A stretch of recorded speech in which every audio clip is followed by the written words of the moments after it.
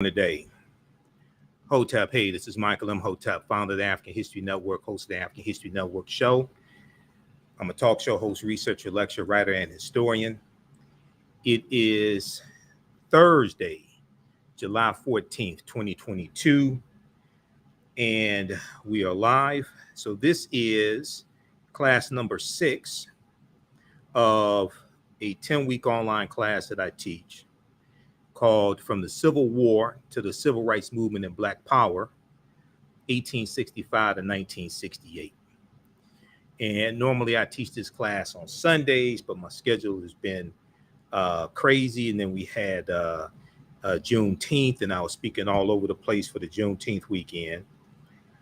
So this is the first class we've done since last class. I was going back. We did the last class June 12th. Okay.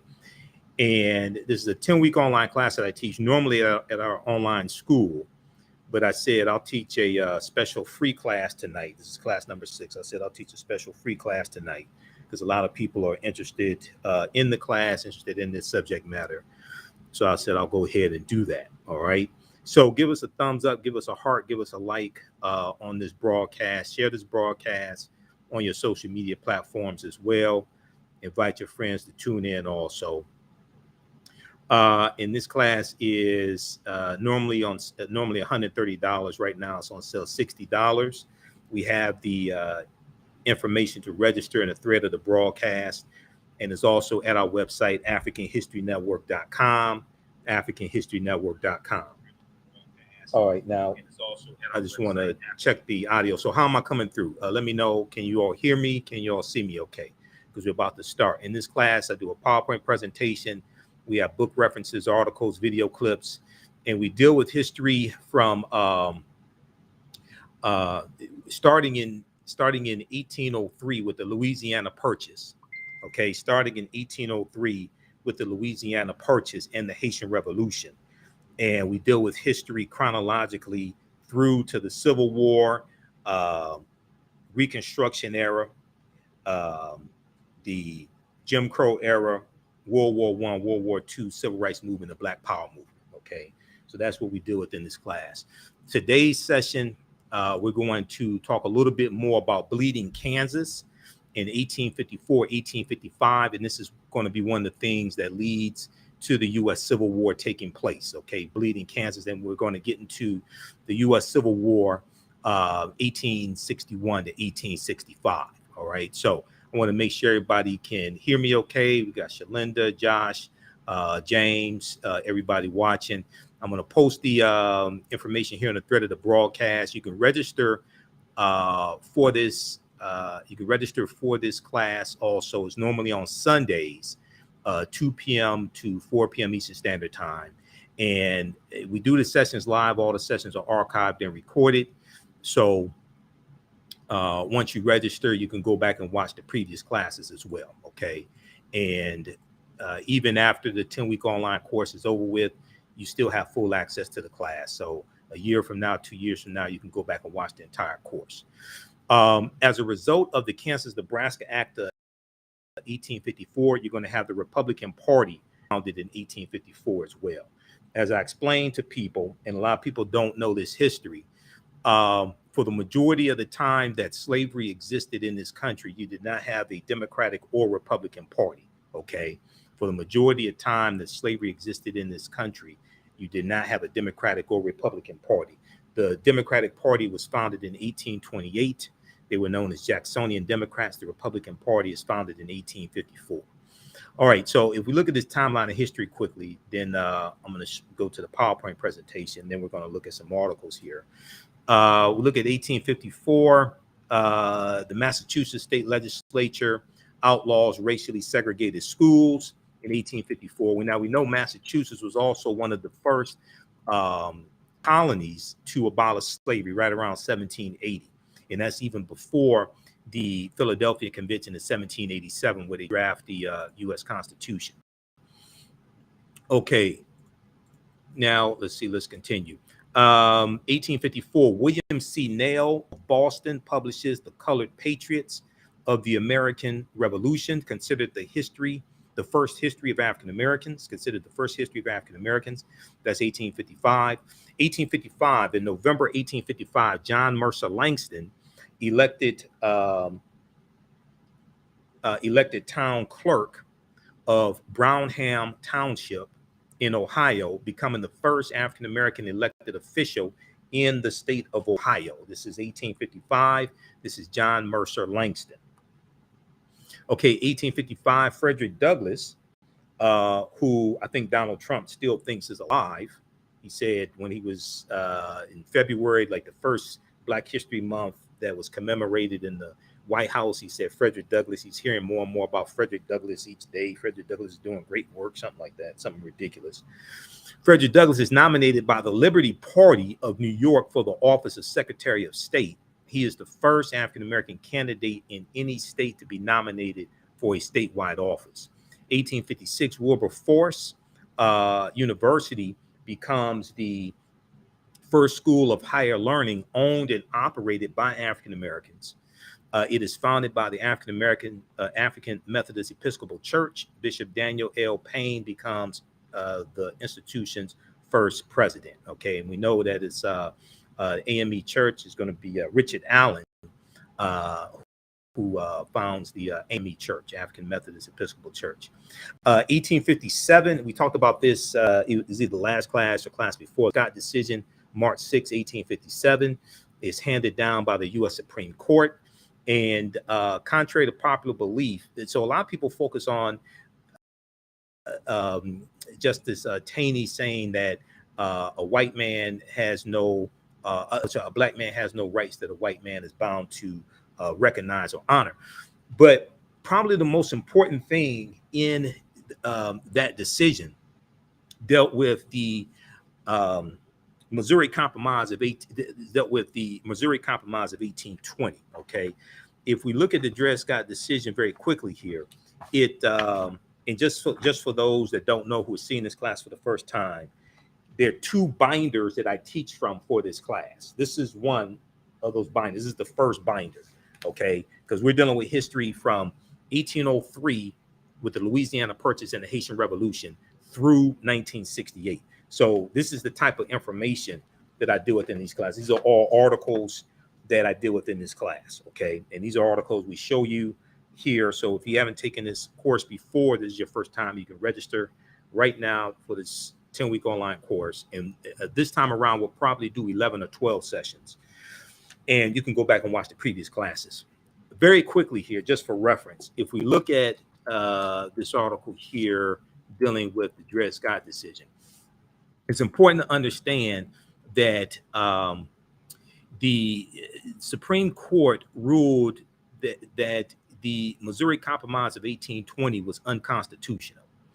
What the Missouri Compromise of 1820 did, this was one of the things that was designed to, one of the bills that was designed to keep a civil war from taking place, just like the Compromise of 1850. The Missouri Compromise of 1820, and I want to go to a particular section here. Missouri Compromise of 1820 organized the land that the U.S. got from France through the Louisiana Purchase of 1803, okay? And it stated that it allowed Missouri to come into the Union as a slaveholding state, and it allowed Maine to come into the Union as a free state. And what it did was it prohibited slavery in the remaining territory, okay? It prohibited slavery in the remaining territory. Now, the Supreme Court ruled that the Missouri Compromise of 1850 violated the Fifth Amendment rights of those people living in those other territories. And it ruled that the Missouri Compromise of 1820 was unconstitutional. And this helped to nullify Dred Scott's argument, whose real name was Sam Blow. This helped to nullify his argument because Wisconsin was one of the territories that he was taken into, and it was free territory. It was free territory because of the Missouri Compromise of 1820. So the U.S. Supreme Court ruled that that was unconstitutional. They ruled that it violated the Fifth Amendment right of the people living in that territory. So this helped to nullify Dred Scott's legal argument. He did get his freedom some months after that decision. He and his family did get their freedom some months after that decision. But the decision also argued that the Missouri Compromise legislation passed to balance power between slave-holding states and non-slave states. Non-slave holding states was unconstitutional. Okay, this is what the U.S. Supreme Court ruled. So when a lot of people talk about the Dred Scott decision, they leave this out. This is something very important. In effect, this meant that Congress had no power to prevent the spread of slavery. This decision is going to be one of the things that escalates the abolitionist movement that brings us closer to the U.S. Civil War taking place. And we know the U.S. Civil War starts April 12, 1861 with the attack on Fort Sumter in South Carolina. Now, and let me just back up for a quick minute here. Chief Justice Roger Taney. Roger Taney was born in the Southern aristocracy and became the 5th Chief Justice of the United States Supreme Court. Taney became best known for writing the final majority opinion in Dred Scott versus Sandford, Sandford, Dred Scott versus Sandford, which said that all people of African descent, free or enslaved, were not United States citizens and therefore had no right to sue in federal court. In addition, he wrote that the Fifth Amendment to the U.S. Constitution, okay, which deals with due process of law, the Fifth Amendment protected slave owner rights because enslaved workers were their legal property. Now we know it's going to be the 14th Amendment of 1868, which changes that status of African Americans. It's going to be the 14th Amendment of 1868 that does this. Now, the decision also argued that the Missouri Compromise legislation passed to balance the power between slave and non-slave-holding states was unconstitutional. Okay, despite Taney's long tenure as a Supreme Court justice, people vilified him for his role in the Dred Scott versus Sandford decision. In an ironic historical footnote, Chief Justice Taney would later swear in Abraham Lincoln, who some people call the great emancipator. We talked about Lincoln last class and how Lincoln was not an abolitionist, how Lincoln, the Civil War was about keeping the Union together as opposed to freeing the enslaved Africans. So Lincoln, the great emancipator, as president of the United States in 1861. Okay. All right. And then we know Dred Scott is going to go on to win his freedom as well. All right. So read the rest of this. And they kept a balance between slaveholding states and free states. So 1820, there were 11 slaveholding states and 11 free states. How many people have never heard of the Missouri Compromise of 1820? This is one of the things that is going to lead to the Civil War taking place. Okay. Somebody said the image is blurry. All right. I'm not sure. How am I coming through? People let me know how I'm coming through. Let me try to monitor the broadcast here.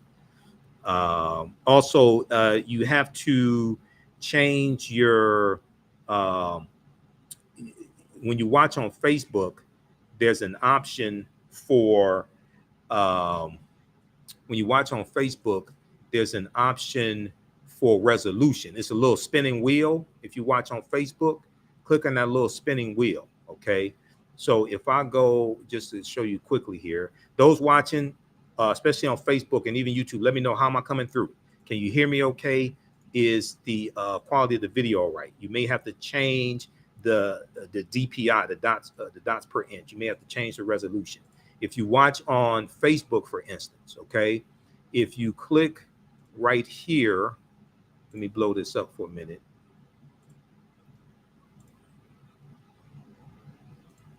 If you click right here, you may have to change and turn down the sound. If you click right here, the little spinning wheel says settings, you click on settings, okay, and then it shows you quality. Sometimes that quality is set to 240p, okay? If you set it to 240p, it's going to be blurry. You can set it to 720p, you can set it to 1080p. 1080p gives you the highest resolution, that's dots per inch. Okay, 720 gives you is pretty good also. So you can adjust that.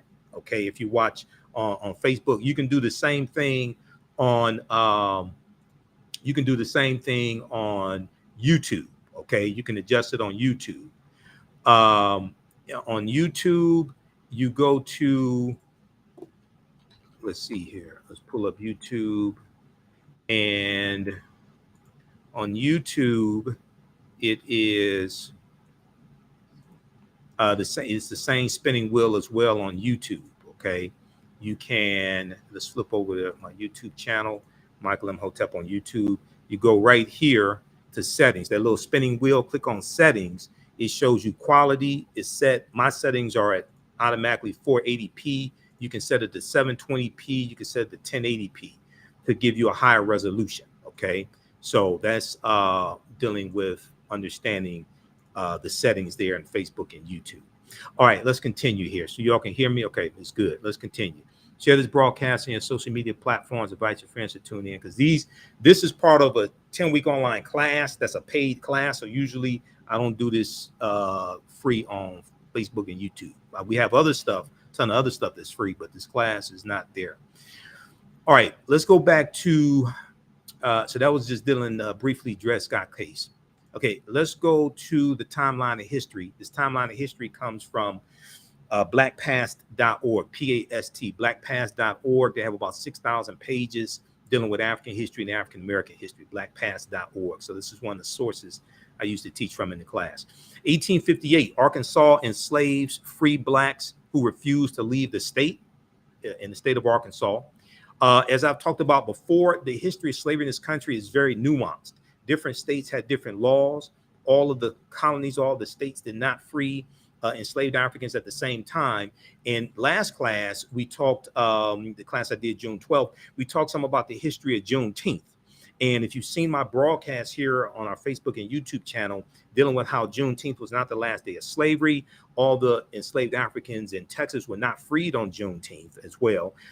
We know that Major General Gordon Granger and his approximately 2,000 Union troops, many of them African Americans, are going to go throughout Texas for about a year, up to a year, to enforce General Order Number 3, letting enslaved Africans know that they were free. But we also know that what legally frees the enslaved Africans is the 13th Amendment, ratified December 6, 1865, when Georgia ratifies the 13th Amendment. Okay, you're going to have some slave owners in Texas, like Martha Gibbs. Okay, in last class we talked about the overlooked role of the massive overlooked role of female slave owners, and there's a 2.5-hour lecture I have dealing with the history of Juneteenth and things like this.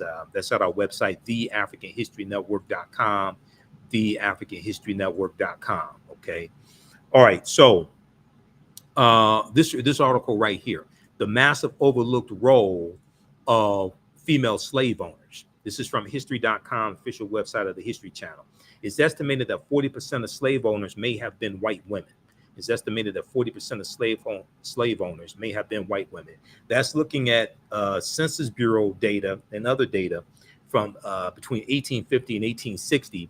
And that's coming from research from Professor Stephanie E. Jones Rogers. Professor Stephanie E. Jones Rogers, who's a history professor at the University of California, Berkeley. And she has a book that came out in 2019 called They Were Her Property. They Were Her Property, White Women as Slave Owners. They Were Her Property. Okay. All right. Now, very quickly, there's a white woman named Martha Gibbs. Okay. And let me pull this up here. There's a white woman named Martha Gibbs who she kept her enslaved Africans until 1866, and she was from Mississippi. So Texas was a safe haven for many slave owners because Texas was more removed from battles during the Civil War. So a lot of slave owners are going to take their African slaves into Texas. All right. And Martha Gibbs was one of them. Martha Gibbs was a white female slave owner. She came from Mississippi. White women also fought to maintain the wealth and free labor that slavery provided them through the Civil War. As Union troops made their way through the South, freeing enslaved African people, white women would move enslaved people farther from the soldiers' path one white woman named Martha Gibbs, okay, Martha, Martha Gibbs, even took enslaved African people to Texas and forced them to work for her at gunpoint until 1866, a year after slavery's formal abolition, a year after Juneteenth, where we commemorate June 19th, 1865. And there was about 250,000 enslaved Africans in Texas. They're going to get, different groups of them get the news that they're free over the course of months, okay? June 19th is the date that was agreed upon to commemorate them getting those Africans in Texas getting the news, especially Galveston, Texas, all right? But it's going to be more white slave owners who keep their slaves until 1866. So it's not the last day of slavery in this country. It wasn't the last day of slavery in Texas. And the other thing that's important to understand is that Maryland did not abolish slavery until November 1st, 1864. Okay, Maryland didn't abolish slavery until November 1st, 1864. And that was almost 2 years after Juneteenth as well. Okay, so and that's after the Emancipation Proclamation also.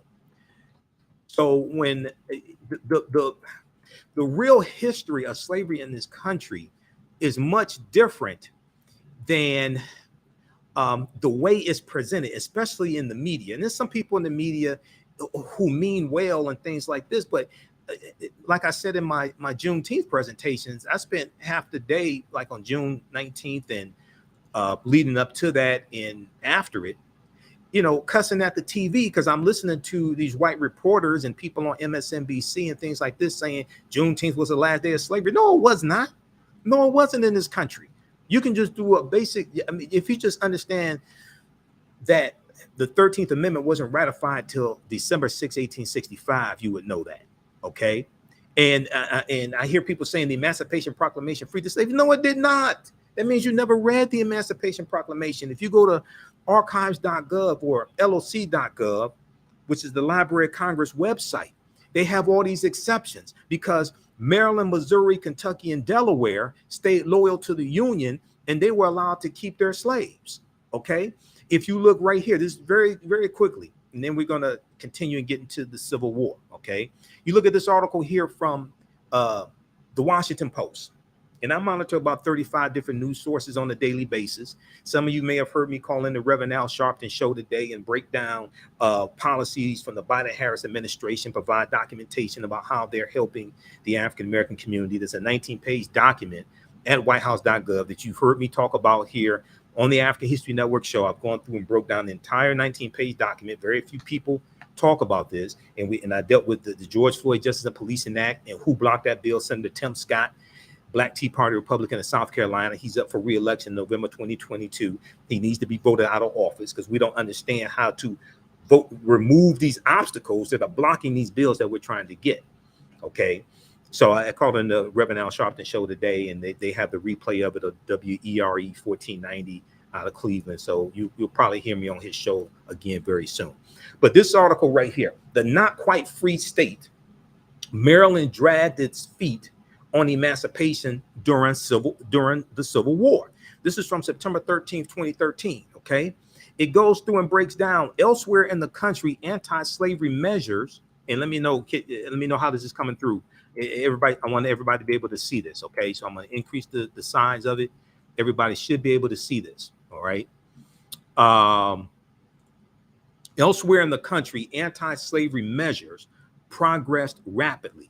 Congress freed the slaves in the District of Columbia in 1862, compensating their owners. Okay, so that's the Compensated Emancipation Act of 1862. We're going to talk about that in a minute because the slave owners in Washington, D.C. were paid reparations. President Lincoln signed off on that. That was April 1862.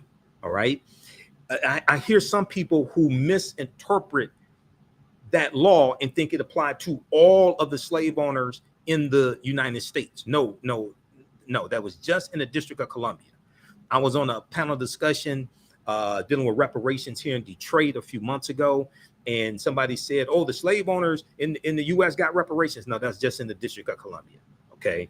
It's not all of the slave owners in the South, things like this. The slave owners did get their land back. So the majority of them did get their land back. That was part of the Special Field Order number 15, 40 acres in the Mule, that 400,000 acres of coastal land in South Carolina, Florida, and Georgia. Keep in mind, I know people talk about reparations. I'm all for reparations and repairing the damage of a legacy of slavery, Jim Crow segregation, redlining, housing discrimination, things like that. Okay. We have to understand how to make legal arguments for reparations, number one.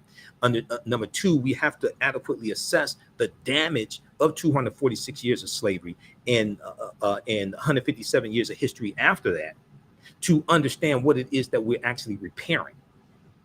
Just trying to get monetary compensation because our ancestors did not get paid for slavery does not adequately address the damage that was done and continues to be done by laws and policies that maldistribute wealth, power, and resources into the hands of Europeans. That's why the study that the California Reparations Task Force released a couple months ago, that 500-page study, that's why that is so powerful. That's why that's so important, because that really documents the damage that was done, not just in California, but across the country, and how African Americans are still being harmed. And it lays out these laws and policies that continue to do us harm. Those are laws and policies that have to be changed. Politics is the legal distribution of scarce wealth, power, and resources, and the writing of laws, statutes, ordinances, amendments, and treaties, their adoption, interpretation, and enforcement. Politics is not just voting. Voting is one aspect of politics. That's one part of politics, but it's part of a greater whole. So we have to understand leveraging our economics to enforce our political agenda. And you have got to change those laws and policies that are in place that continue to do us harm. Whether you talk about the racial wealth gap, whether you talk about African-American women making 62 cents or 63 cents on the dollar that the average white male makes, and it takes the average African-American woman 20 months to make the same amount of money that the average white male makes in 12 months. That's called Black Women's Equal Pay Day, which usually occurs sometime in August. Okay. All that is a legacy of slavery, Jim Crow segregation, redlining, being discriminated against when it comes to African-American veterans from World War II being able to take full advantage of the GI Bill, etc. Okay. Now, very quickly, then I want to get back to the class.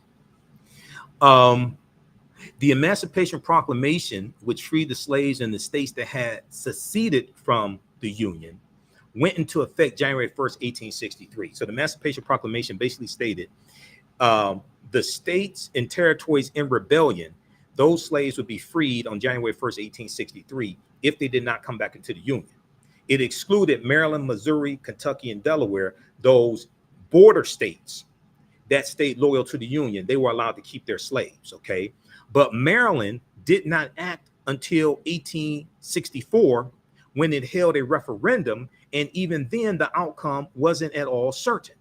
The vote tipped in favor of abolition only after the absentee ballots of soldiers fighting for the North were counted. So in Maryland, they put freeing the slaves on the ballot.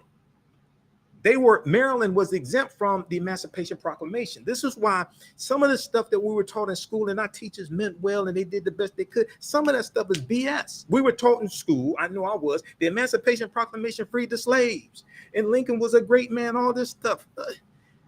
Come on. No, it did not. The final tally was 30,174 in favor of freeing the slaves to 29,799. They put it on the ballot. This is after the this is almost 2 years after the Emancipation Proclamation. On November 1st, 1864, Maryland's African slaves were declared free only a few months before Congress would approve the 13th Amendment abolishing slavery. So when I hear people, when I hear it, and I heard it all throughout the media, and I was going crazy listening to this stuff, okay, for Juneteenth, I was going crazy. The Emancipation Proclamation, free the slaves. I'm watching MSNBC. I'm like, who the hell did the historical research for these segments? None of them, I think maybe only one person. It may have been Joanne Reed. I think only one person talked about Maryland not freeing its African slaves till November 1st, 1864, which is almost 2 years after the Emancipation Proclamation. How is it that that is left out of history? How is it that that is left out of history? Many African Americans in Maryland had taken matters into their own hands by the time either escaping to the District of Columbia or enlisting in the Union Army, where they served as free men. And they fought in the war because they wanted to go kill their former slave masters. The Southerners, they wanted to go and redistribute the pain to those slave owners in the South who were part of the Confederacy. Well known in the modern era for being a politically progressive state, especially on matters of civil and individual rights, Maryland came to that tradition slowly and with substantial reluctance. Maryland came to that tradition slowly and with substantial reluctance. Indeed, as the Civil War loomed, much of Maryland remained firmly pro-slavery. Now, they were part of the Union. They stayed loyal to the Union. But much of Maryland remained firmly pro-slavery. Even such a Maryland luminary as Montgomery Blair, President Abraham Lincoln's Postmaster General, was concerned about punishing secessionists, those seceding from the Union, secessionists, and preserving the Union than advancing freedom for African Americans. Because the Civil War was about keeping the Union together. The South was the economic engine of the Union. Lincoln wanted to keep the Union together. The Civil War was not fought to free the slaves. There's a shift that takes place in the Civil War because of the Emancipation Proclamation, and the shift moves towards freeing the slaves after the Emancipation Proclamation, as opposed to keeping the Union together, which causes rifts and causes a backlash, like the July 1863 New York City draft riot, which we'll talk about. We talked about that last class. New York. Let me see. Hold on. We'll talk about this class because that's 1863 and Civil War starts 1861. So if we don't get to this class, we'll talk about the next class. Read the rest of this article here. Okay, this is from the Washington Post. I read the Washington articles from the Washington Post every day. I monitor about 35 different news sources on a daily basis. Been doing radio 12 years. I'm on Roland Martin Unfiltered on Friday as a panelist. I'll be on tomorrow, doing political analysis and historical analysis, things like that. Okay, so a lot of people see me, and I do local radio here in Detroit, 9:10 a.m. the Superstation WFDF. So how's everybody doing? How you all like this type of information? Okay. Also, with this 10-week online class, you can use this information with your children. I would say the content is PG-13. I don't do a lot of cursing. It's not overly graphic and vulgar, things like that. I don't do things like that. Okay. But if you register for this, you can use that registration with your family. Those living in your household, you can use that registration with your family. We have the information here in the thread of the broadcast to register for this full 10-week online class from the Civil War to the Civil Rights Movement and Black Power, 1865 and 1968. Okay, I want to go back to the timeline of history quickly, then I want to get to the Civil War. And if you need me to post the link again, I'll post the link again. It's also at our website, theafricanhistorynetwork.com. And we have a bundle pack where you can register for both classes that I teach, including my Saturday class. You can register for both classes for $100. Okay, on Saturdays, I teach I teach ancient Kemet, the Moors, and the Ma'afa, understanding the transatlantic slave trade, what they didn't teach you in school. That's normally on Saturdays, 2 p.m. to 4 p.m. Eastern Standard Time. So we have a class this Saturday from the ancient Kemet, the Moors, and the Ma'afa, understanding the transatlantic slave trade, what they didn't teach you in school. We deal with thousands of years of history and what leads up to the transatlantic slave trade taking place. We have a bundle pack where you can register for both classes for $100. That's basically about a $360 value. Okay. 1859, going back to the timeline of history, 1859, Harriet Wilson of Milford, New Hampshire, publishes Our Nig, or Sketches from the Life of a Free Black, the first novel by an African-American woman. This is Harriet Wilson of Milford, New Hampshire, 1859. The 1860 census. So this is the year right before the Civil War starts. The 1860 census. The U.S. population is 31.4 million people. There are 4.4 million African Americans. We were 14.1% of the U.S. population. This included 488,000 free African Americans. Okay, so a lot of times we'll talk about free African Americans during slavery, but we won't talk about the numbers. All right, so you're dealing with approximately 488,000 free African Americans in 1860. We know that the first census was taken in 1790. The census was created by the U.S. Constitution, okay? And the census is taken every 10 years. All right, now, November 6, 1860, okay? And I'm going to post the information here. You can register for the bundle pack. If you registered for this class and you want to register also for the Saturday class, you can email me at ahnshow@africanhistorynetwork.com or email me through the website, theafricanhistorynetwork.com. We'll get you into the Saturday class at a discount, okay? November 6, 1860. This is going to change the course of history. Abraham Lincoln is elected president. Now, the Republican Party is founded in 1854 as a backlash to the Kansas-Nebraska Act of 1854, which we'll talk about here in just a minute. Lincoln's running mate was Andrew Johnson from Tennessee, who was a Democrat, and he was a Democrat from Tennessee and a slave owner. And he brought on the Republicans brought on Johnson as Lincoln's running mate to balance the ticket, and they wanted to they wanted to address the fears of the southern states, the southern slaveholding states, that Lincoln was going to free the slaves, okay, because they want to keep the Union together. And once again, the Civil War was not fought to free the slaves. So Lincoln becomes president-elect November 6, 1860. And about 6 weeks later, on December 20th, 1860, South Carolina becomes the first state to secede from the Union. Okay. And they're going to be followed by a number of other states. And then we're going to see the Civil War is going to break out April 12, 1861. And where is my stuff on the Bleeding Kansas? I just had it. Hold on just a second here. I got a ton of information. This class, there are 2 binders of information that I teach from. Let me find Bleeding Kansas. Okay, I'll find it. That's Manifest Destiny. That's we also talk about the Mexican-American War in this class. This is extremely important to understand. We already dealt with that, Mexican-American War. I'm looking for, all right, I'll find it. Okay, so 1861, Congress passes the first Confiscation Act, which prevents Confederate slave owners from re-enslaving runaways. It prevents Confederate slave owners from re-enslaving runaways. Okay, the Confederate, first Confiscation Act.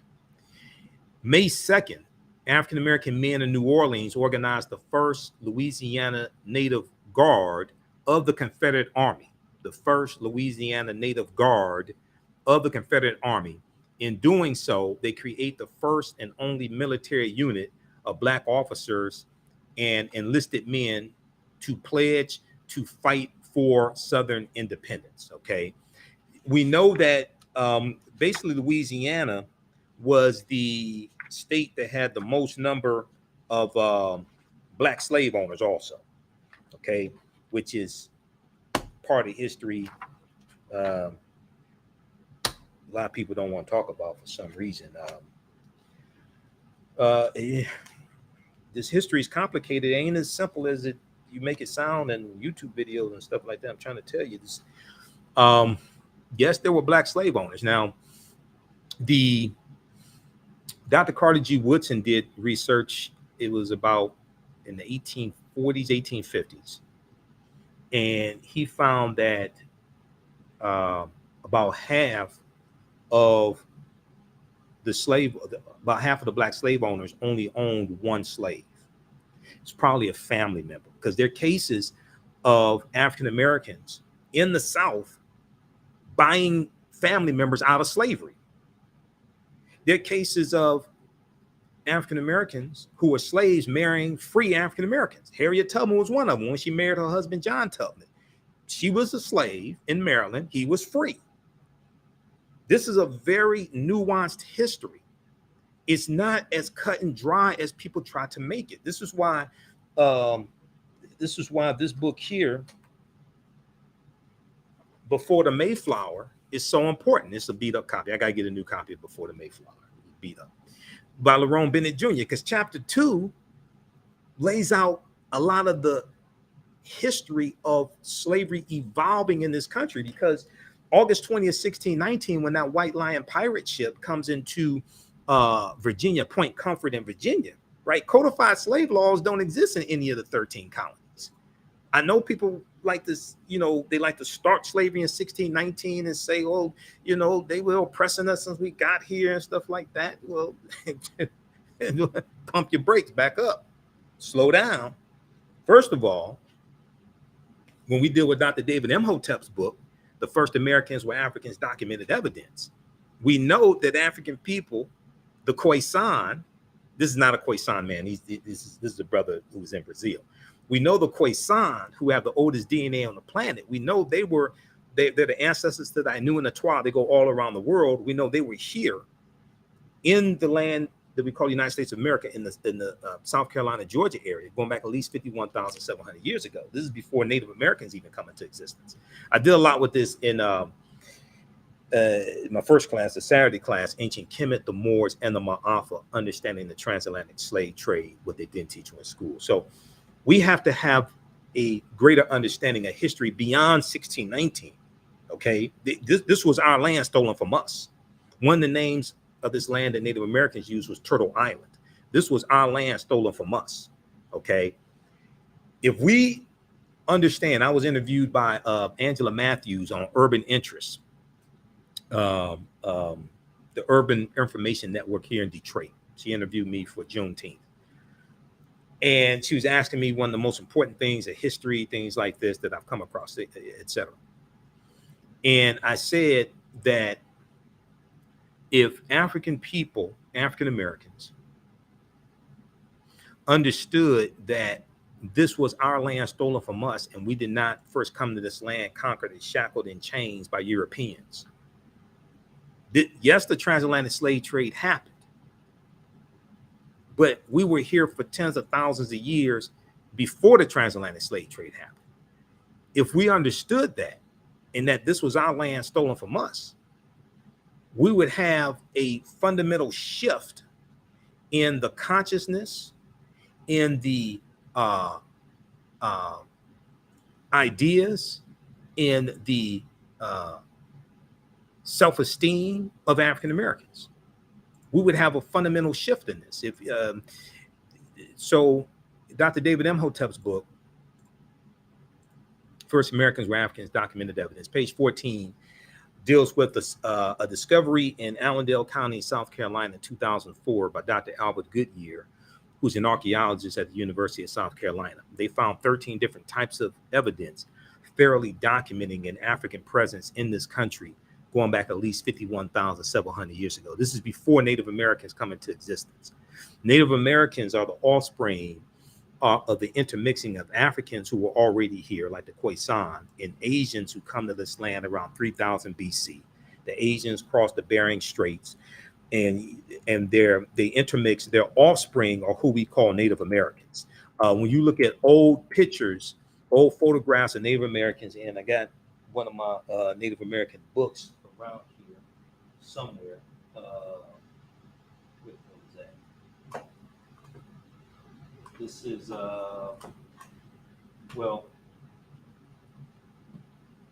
book right here. This is the one I want. This book right here. Okay, when you look at old black and white photographs of Native Americans, these normally were not a very light-skinned people. These were normally a darker skinned people, oftentimes high cheekbones, things like this. Chronology of Native Americans, the ultimate guide to North America's indigenous peoples. Okay, you look at old black and white photographs, all right, and then also you look at, you know, the description of some of them, things like that. Um, and then we know Captain John Smith in 1607 in Virginia. Captain John Smith talked about being captured by a group of black Indians.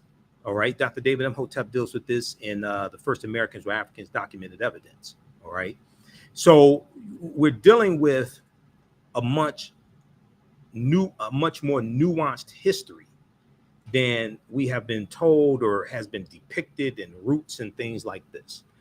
All right, so they found artifacts, architecture, campsites, carvings, Egyptian writings, footprints in lava, genetic M174D haploid groups dealing with DNA and genetics, linguistics, paintings, skulls, skeletons, structures, and tools. They found 13 different types of evidence, thoroughly documenting an African presence in this country going back at least 51,700 years ago.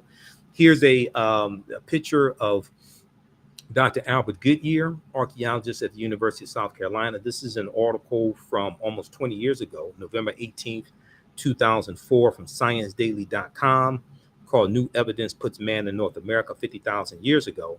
You can go read that article yourself. And this deals with his discovery.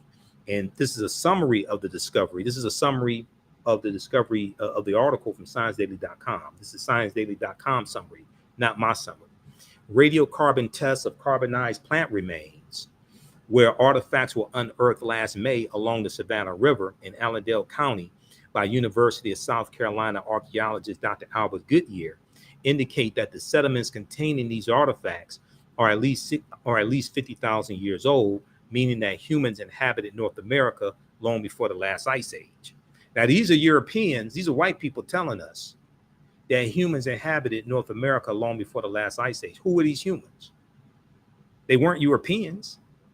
Native Americans didn't exist 50,000 years ago. Who were these Europeans? These were African people. These were the Khoisan. Now, in October 2012, genetic study published in Science magazine found that the Khoisan in Southern Africa are the oldest ethnic group of modern humans, with their ancestral line originating about 100,000 years ago. The Khoisan, formerly called by the derogatory term Bushmen, are genetically unique, and no other currently known population had separated so early from our common modern human ancestor, according to the report. Now, here is a picture of two Khoisan women, two African sisters. The Khoisan live mainly in Southern Africa, in territory spanning Botswana, Namibia, Angola, Zambia, Zimbabwe, and South Africa. They are largely divided into two groups, hunters and gatherers, who are known as the Sans people, S-A-N-S, and the keepers of livestock, who are known as the Khoi Khoi people. The Khoisan languages include the distinctive click sounds that are not found in the languages of their neighbors. Okay, if you read the article from AtlantaBlackStar.com, 5 ethnic groups that prove the first humans were black, they talk about the Khoisan. They have this information there. Okay, all right. Now that's just a little background information. So I'm not saying that the transatlantic slave trade did not happen. Yes, it did happen. I'm saying African people were here for thousands of years before the transatlantic slave trade happened. So we can't start studying our history here in this country in 1619. We can't start studying our history in this country here in 1526, when the Spanish were bringing Africans into South Carolina in 1526. And those Africans, there's going to be an uprising, and they overthrow their oppressors after about 3 weeks or so. When they run away and go live with Native Americans. Okay, so this is a very nuanced history. All right, now let's go. How do y'all like this type of information? Okay, let me know. Who still needs to register for this 10-week online class that I teach? We're doing a free class today. This is class number 6. As soon as you register, you can watch the previous classes. We have them all archived. We normally do the class Sundays, 2 p.m. to 4 p.m. Eastern Standard Time. Doing it today because I'm going to be tied up Sunday. And I was tied up with Juneteenth and things like that. And 4th of July holiday, the radio station was shut down, so I didn't do my show. It was about a week. My laptop was in the repair shop, so I was out without my laptop. So we're teaching the class today. All right, I want to go back to this timeline of history very quickly here. We left off in 1861.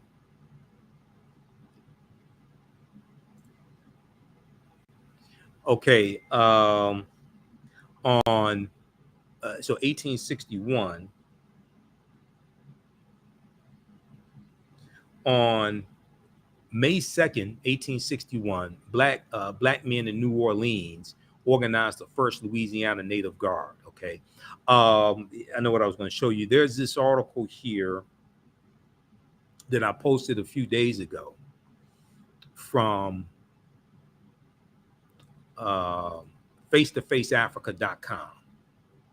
Face-to-faceafrica.com. That's one of the news sources that I monitor on a daily basis, and we post articles from face-to-faceafrica.com. It dealt with a black slave owner in Louisiana.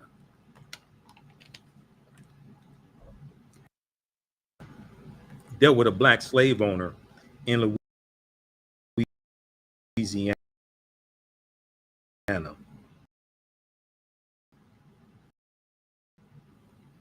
One of the richest men in all of the slavery, even richer than his white neighbors. This is why this history is so nuanced. So, probably about half of the black slave owners, they bought family members out of slavery. Then you had others, treacherous, who we call traders, things like this. But still, the majority of slave owners in this country were not African Americans. The majority of slave owners were going to be white people. You had some Native American nations that owned African slaves. The Choctaw, Chickasaw, Creek, Cherokee, and Seminole Indians were the biggest Native American slave owners. All 566 federally recognized tribal nations did not own African slaves, but the Choctaw, Chickasaw, Creek, Cherokee, and Seminole Indians were known for this. Okay, I just want to make sure I'm still coming through okay on the broadcast. I want to make sure I'm coming through all right. Y'all can hear me okay. This article right here, let me close some of these ads out. This is what I was talking about. This is from July 5th, 2022, from face-to-faceafrica.com. This black man was one of the richest men in all of the South during slavery, even richer than his white neighbors. Even richer than his white neighbors. Now, just because they were black slave owners does not mean that African Americans should not get reparations to repair the damage of slavery. Okay, so don't even try to use that. That's ridiculous. And they were operating based upon laws that white people set up. Let me zoom in on this here.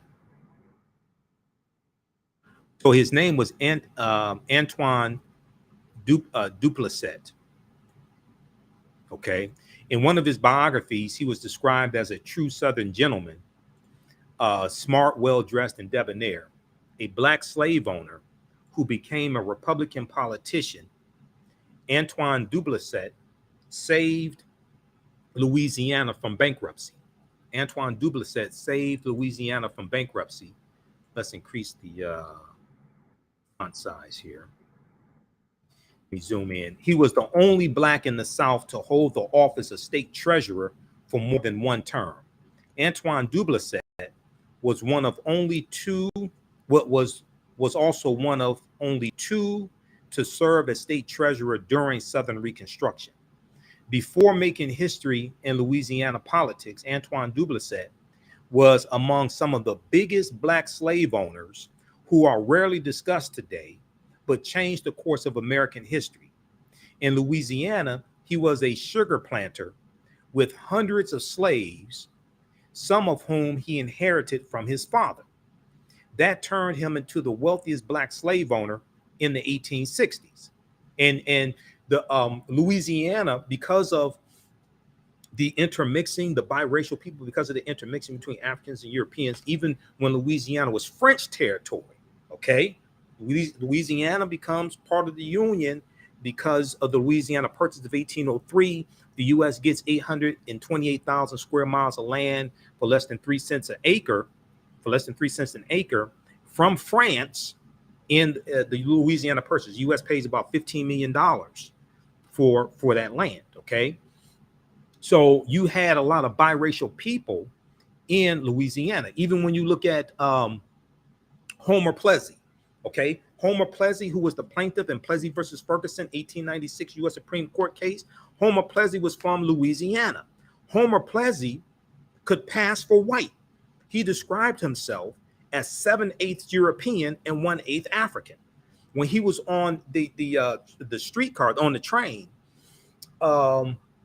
in Louisiana, the conductor asked him, he was sitting in the white section. He refused to go to the colored section. The conductor asked him if he was colored, okay, or if he was white. One of them. He asked him if he was colored, and he said, he was colored. He wasn't white. If he had just said he was white, he could have passed for white. He was 7/8 European, and you're there in Louisiana with all that intermixing. So this is a very nuanced history. So widely regarded as one of the richest men in all of the South, even richer than his white neighbors, Antoine Duplessis was born a free man to free parents in 1810 and inherited a large sugar cane plantation. So it's sugar. They say sugar plantation. It's sugar cane. Sugar comes from sugar cane. And sugar, and one of the reasons why slavery is so big in the South is because because of the climate of the South is hotter. It's more conducive to growing a lot of crops like sugar cane.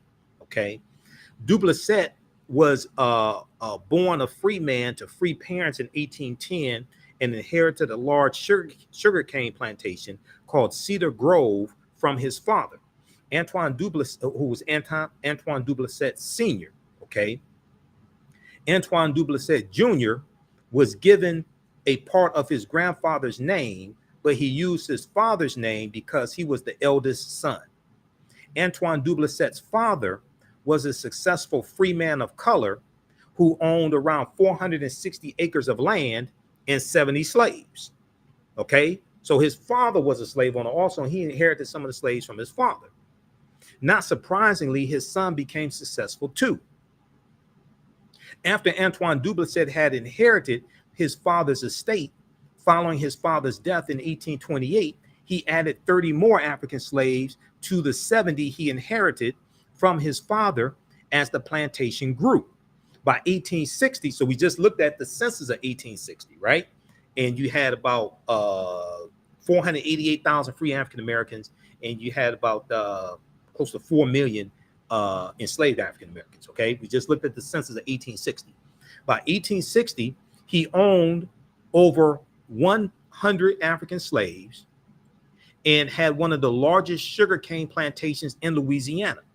Records say his plantation was worth $264,000 in 1860. $264,000 in 1860, while the average income of his neighbors in the South was only around $3,978 in a year. And his net worth, his plantation, I should say, was worth $264,000 in 1860. Now he married a wealthy African American woman called Claire Pollard in the mid 1830s. She also owned her own plantation with 44 slaves, because you have black women. There's some cases of black women who own slaves as well. Okay, now once again, African Americans only owned about like 1830s, 40s, 50s. They owned maybe about 1% of the slaves in the country. The other, then you had Native Americans that owned some. So close to 98, 99%, close to 98% of the slaves in the country still owned by white people. Okay. And for African Americans, about half of for African American slave owners, about half of the African American slave owners owned one slave. That's coming from the research from Dr. Carter G. Woodson, because they were buying family members out of slavery. They may have lived in the South, okay, but they bought family members out of slavery. Now, Antoine Duplessis Jr. managed both plantations, his and his wife's plantation, and that helped to grow his wealth in the 1860s, becoming Louisiana's wealthiest slaveholder. Okay, in the 1860s, Louisiana's wealthiest slaveholder. At the time his wife died, he was Louisiana's wealthiest slaveholder. Later, the Civil War destroyed much of the South and the plantation industry, compelling Antoine Duplessis to enter into politics. All right. Now, okay, he was elected state treasurer of Louisiana, 1868, re-elected 1870, 1874. Battle of Liberty, the League against the White League. Oh, okay, right here. Antoine Duplessis had to overcome certain hurdles to make it in politics. According to one account, Antoine Duplessis Jr. was the only office holder who survived the Battle of Liberty Place in September 1874. Now, there's another riot that we talk about in the class during Reconstruction era, the Vicksburg Massacre of 1874. That's in Vicksburg, Mississippi. That dealt with politics. A lot of these riots and rebellions that we're going to see involve politics. Opelousas Massacre, 1868, Clinton, Mississippi Massacre, 1875, Eufaula Massacre, 1874, Eufaula, Alabama, Vicksburg Massacre, 1874. All that's dealing with politics, political parties, and trying to intimidate African Americans to keep us from voting. Okay, all that is surrounding politics. Battle of Liberty Place in September 1874, and this was an attempted insurrection, and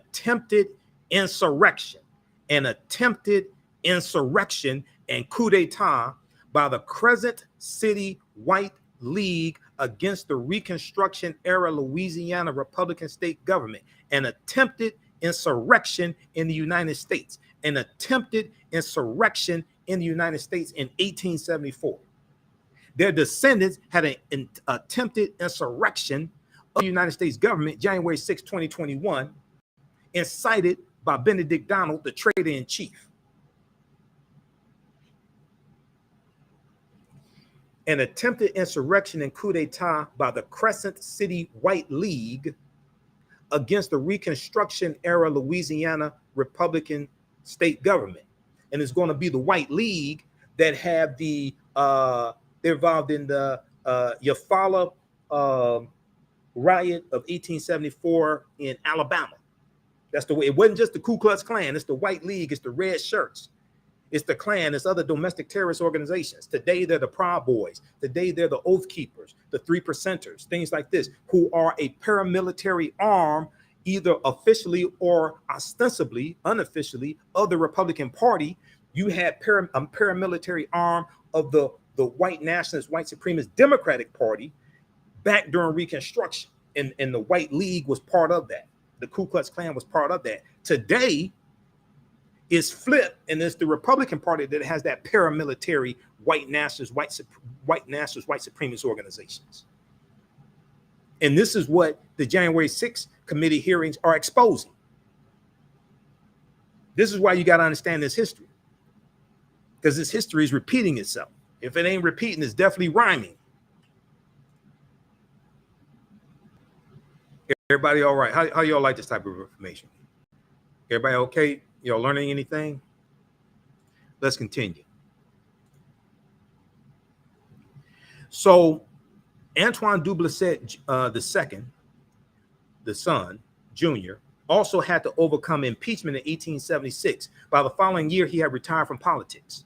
At the time of his death, on December 18th, 1887, he was one of the South's richest men. He had 12 children in all, 9 from his first wife and 3 from his second wife. His interesting story as an African-American who acquired wealth during slavery as a black slave owner should always be told. This history should always be told. Most slave owners were thought to be mostly wealthy white individuals, but historical accounts have shown that African slaves were also largely owned by black people or people of color. In 1830, 3,775 freed former slaves owned 12,100 slaves, writes historian Dr. Carter G. Woodson. So 1830, yeah, you get about 3,775 slave owners, black slave owners, who owned 12,100 slaves, okay? And about half of the slaves they owned were family members who they were buying out of slavery. There's an article from Dr. Henry Lewis, Skip the Truth Gates. And that's what one of my teachers, Dr. Leonard Jeffries, calls him, because oftentimes Dr. Gates skips over the truth. Gates does do some good research. I've read 2 of his books. He does do some good research. But he has a very, very important article. And I've read a number of articles, dozens of articles he used to write for the root.com. There was an article that he wrote for the Root called the Black People Own Slaves. This is from March 4th, 2013. Now, once again, this does not mean that we are not owed reparations. This means that our history is much more nuanced and is much deeper than we think. The Black People Own Slaves, March 4th, 2013. So this is just a sample of the type of information we deal with in this class. This is class number 6 from the Civil War to the Civil Rights Movement and Black Power, 1865 to 1968. Normally we do this at our online class. It's not on Facebook or YouTube, but today's class, since it's during the week, normally I do this on Sundays, 2 p.m. to 4 p.m. But I said, we'll just make this a free class. We'll do this on Facebook and YouTube and talk to some people today. But he references Dr. Carter G. Woodson. You can read the full article. I don't have time to go through all of it. The answer to these questions are complex, and historians have been arguing from some time over whether free blacks purchased family members as slaves in order to protect them, motivated on the one hand by benevolence and philanthropy, as Dr. Carter G. Woodson, who co-founded the Association for the Study of Negro Life and History, September 9th, 1915. And we know in 1926, he creates Negro History Week, which in 1976 becomes Black History Month, right? That Dr. Carter G. Woodson. As historian Dr. Carter G. Woodson put it, or whether, on the other hand, they purchased other Black people, quote, as an act of exploitation, end quote, primarily to exploit their free labor for profit, just as white slave owners did. The evidence shows that unfortunately both things are true. The evidence shows that unfortunately both things are true, which is why, and I'm a historian, this is why I explain to people our history is not as cut and dry or as black and white, so to speak, as oftentimes people think it is. The great African-American historian John Hope Franklin, who was from Tulsa, Oklahoma, states this clearly. The majority of the Negro owners of slaves had some personal interest in their property. The majority of the Negro owners of slaves had some personal interest in their property. But he admits there were instances, however, in which free Negroes had a real economic interest in the institution of slavery and held African slaves in order to improve their economic status, end quote. In a fascinating essay reviewing this controversy, R. Halliburton shows that free Black people have owned slaves in each of the 13 original states, and later in every state that countenanced slavery, at least since Anthony Johnson and his wife Mary went to court in Virginia in 1654 to obtain the services of their indentured servant, a Black man named John Castor, for life. 1854, Anthony Johnson. And when you read the chapter 2 Before the Mayflower about Lerone Bennett Jr., you see that by the time Anthony Johnson dies, the laws have been rewritten in Virginia, in the colony of Virginia. Laws have been rewritten, and he by the time he dies, his family's going to lose their land and all that stuff. Okay, the laws have been rewritten, and for a time, free black people could even own the services of white indentured servants in Virginia as well. That's absolutely correct. And the Rome Bennett Jr. deals with this in chapter 2, because you had black slave owners who owned black slaves and white indentured servants also. Free African Americans owned slaves in Boston by 1724 and in Connecticut by 1783. By 1790, 48 black people in Maryland owned 43 slaves. Okay, by 1790, 48 black people in Maryland owned 143 slaves. One particularly notorious black Maryland farmer named Nat Butler regularly purchased and sold Negroes for the Southern trade, R. Halliburton wrote. Now, perhaps the most insidious or desperate attempt to defend the right of black people to own slaves was the statement made on the eve of the Civil War by a group of free people of color in New Orleans, which is in Louisiana, which goes back to my point of what I was talking about, because the largest number of black slave owners in the country were in Louisiana, like Antoine Duplessis Jr. The eve of the Civil War by a group of free people of color in New Orleans offering their services to the Confederacy, in part because they were fearful for their own enslavement. They were fearful for their own enslavement. Quote, the free colored people, native of Louisiana, own slaves, and they are dearly attached to their native land, and they are ready to shed their blood for defense, for her defense, and they are ready to shed their blood for her defense. They have no sympathy for abolitionism, no love for the North, but they have plenty for Louisiana. They will fight for her in 1861 Civil War, as they fought to defend New Orleans from the British in 1814, 1815 during the War of 1812. You got to go back and study the history of the War of 1812. We deal with that some, and we talk about that a little bit in this class, the War of 1812, okay? Because we start this class out in 1803 with the Louisiana Purchase and the Haitian Revolution. So you got to go and study the War of 1812, and there were 6,000 African Americans who were slaves who ran away from the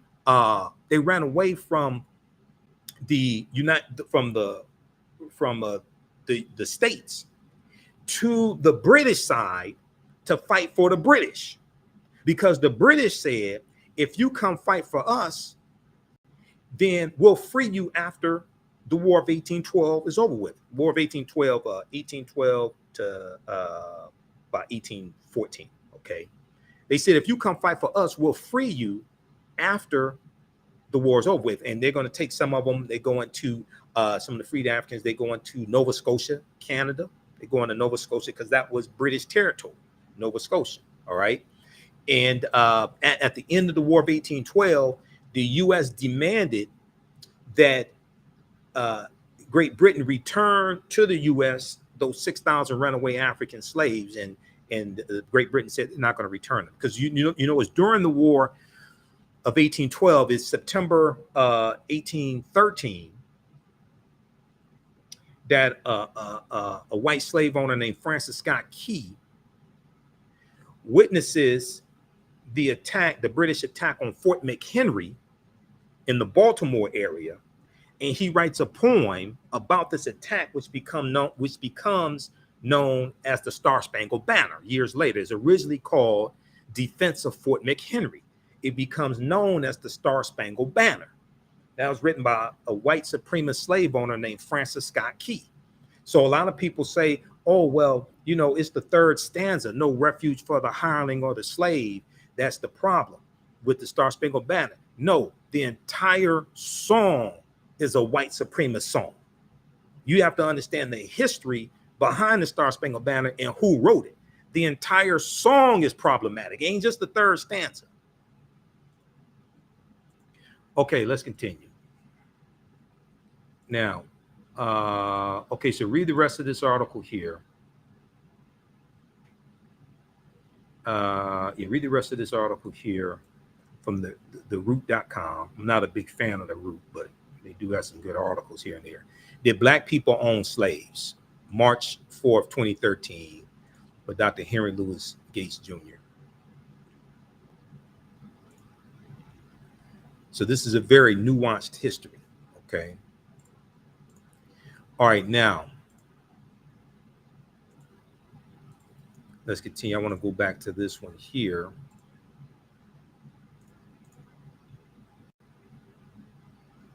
Oh, and read this article here on Antoine Dublesset II, or Jr.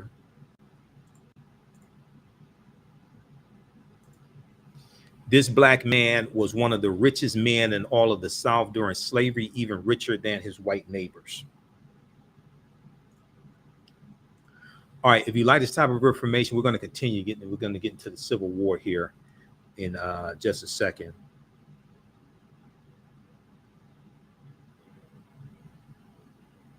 If you like this type of information, you can register for this 10-week online history class from the Civil War to the Civil Rights Movement and Black Power, 1865 to 1968.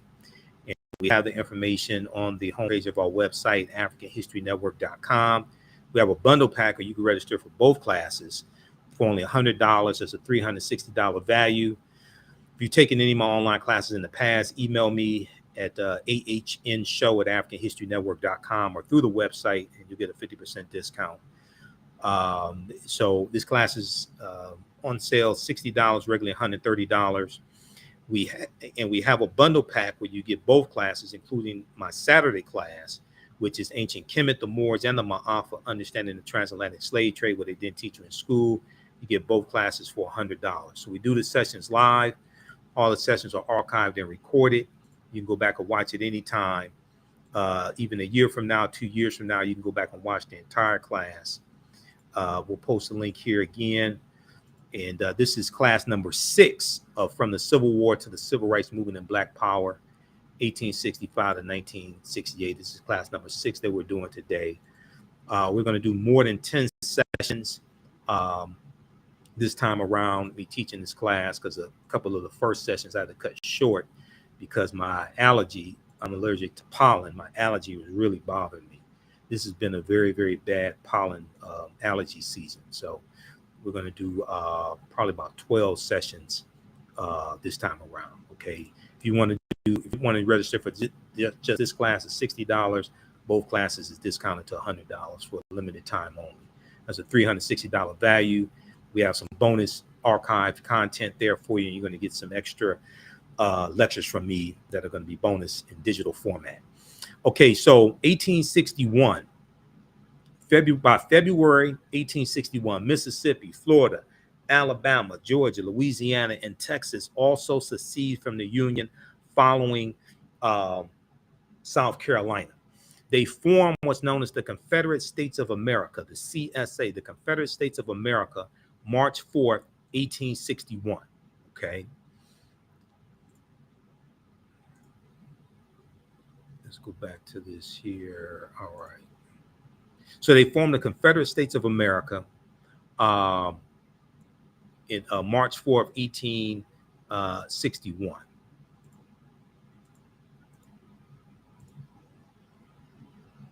Now, after the firing on Fort Sumter near Charleston, South Carolina, April 12, 1861, this is going to start the Civil War, the attack on Fort Sumter.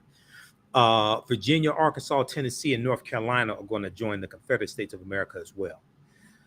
1861, the Civil War, approximately 200,000 African Americans, including Harriet Tubman, mostly are newly escaped freed slaves, serve in the Union armed forces, and over 20,000 are killed in combat. All right. 1862, The Port Royal, South Carolina Reconstruction experiment begins in March 1862. April 16th, 1862, Congress abolishes slavery in the District of Columbia, and then they're going to pay reparations to those slave owners there in D.C. Okay, the Compensated Emancipation Act of 1862, signed into law by President Abraham Lincoln. All right, so let's look at this here. I want to look at this piece here from. Let's see. Let's go to the PowerPoint presentation quickly, and then I want to look at this piece here on the Civil War from history.com, which is the official website of the History Channel. Okay, Kansas-Nebraska Act, Bleeding Kansas, which leads to the formation of the Republican Party, which leads to the formation of the Republican Party.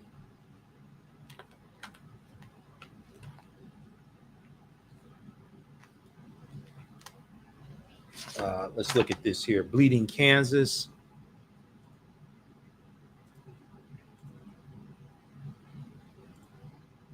Kansas-Nebraska Act of 1854 passed over fierce opposition. It was passed over fierce opposition in Congress and signed into law in 1854. The Kansas-Nebraska Act created the territories of Kansas and the territory of Nebraska and gave each the right to decide whether or not to permit slavery when it joined the Union. This is called popular sovereignty. Popular sovereignty. It left up to them to determine whether or not it left up to the people living in those territories whether or not they would have slavery, as opposed to it being dictated to them by the federal government. And we know that the U.S. Supreme Court ruled that the Missouri Compromise of 1820 was illegal. It violated the Fifth Amendment due process. It violated the Fifth Amendment of the U.S. Constitution. And it stated that it was illegal for the federal government to dictate to those people living in territories whether or not they could have slavery. All right. So that was part of the Dred Scott decision of March 6, 1857 that we've already talked about.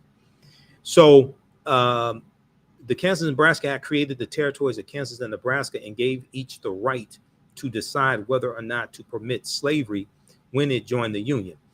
Douglas believed that popular sovereignty, Stephen Douglas, believed that popular sovereignty, as this idea was known, would resolve the ongoing sectional debate between North and South over slavery's extension into the territories, okay, over slavery's extension into the territories, all right?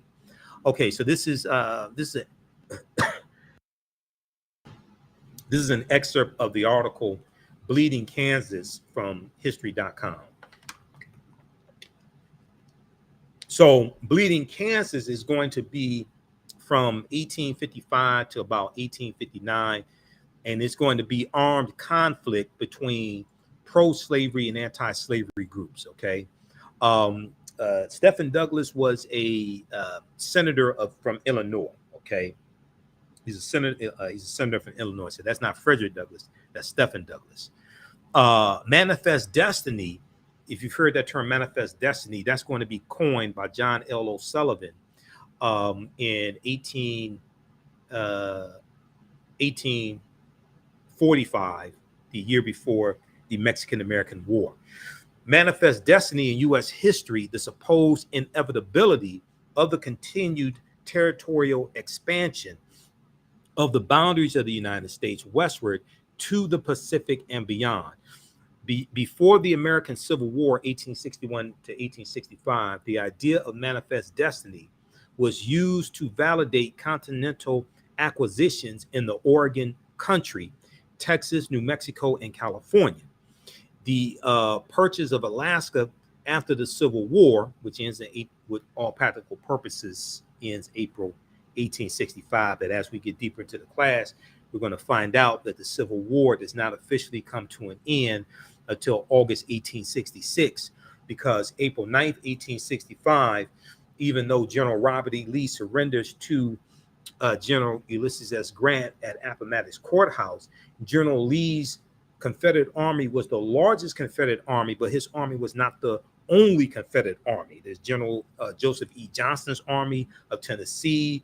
There's that traitor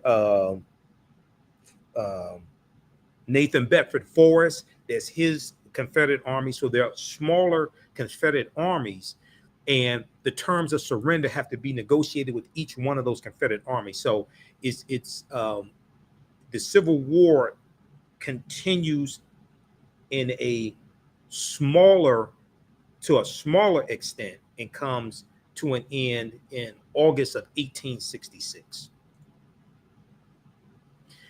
The purchase of Alaska after the Civil War, 1865, briefly revived the concept of manifest destiny, but it most evidently became a renewed force in U.S. foreign policy in the 1890s when the country went to war with Spain and annexed Hawaii and laid plans for the Isthmian Canal across Central America. So we know 1898, the Spanish-American War, right, that the U.S. gets involved in is the war between Cuba and Spain, and Cuba's fighting for their independence. And remember that Cuba was one of those island nations that Christopher Columbus conquers on behalf of Spain during his 4 voyages. Okay, so we see how all this history comes together, and then Cuba's going to fight against Spain in 1898 for their independence.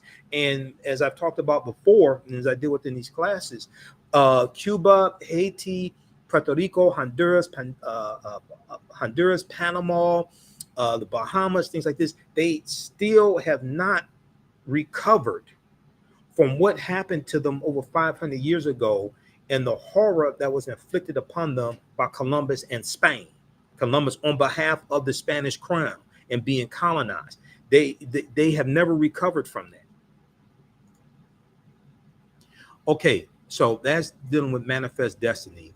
Then the U.S. Civil War. So the Civil War in the United States began in 1861 after decades of simmering tensions between northern and southern states over slavery, states' rights, and westward expansion. Over slavery, states' rights, and westward expansion. The election of Abraham Lincoln, November 6, 1860, caused 7 southern states to secede from the Union and form the Confederate States of America. 4 more states soon joined them.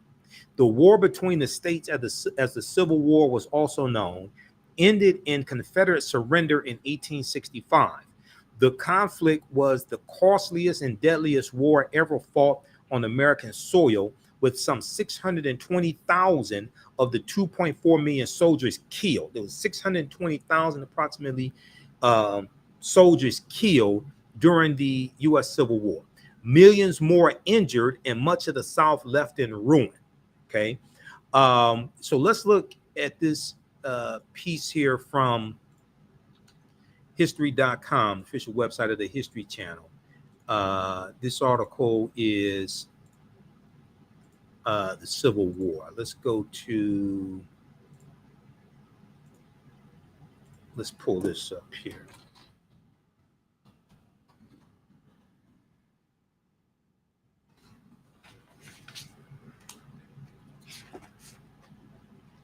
All right.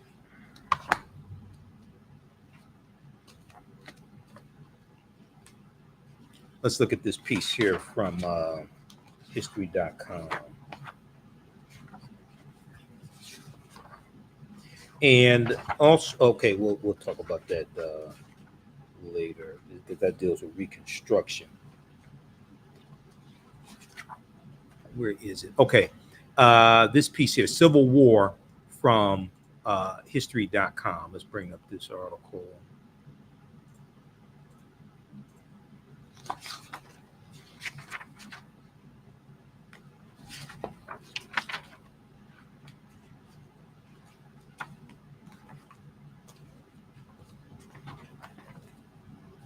All right.